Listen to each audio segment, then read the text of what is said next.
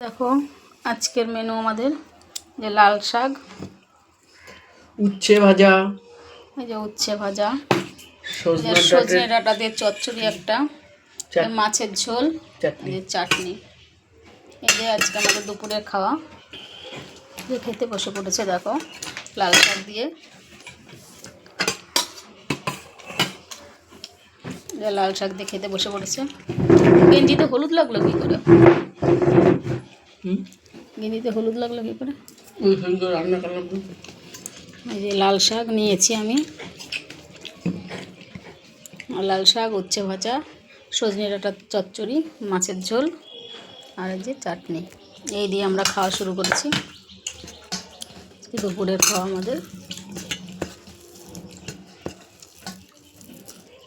কী করবো বলো, পদ হয়ে যায় সময়তে সময়তে।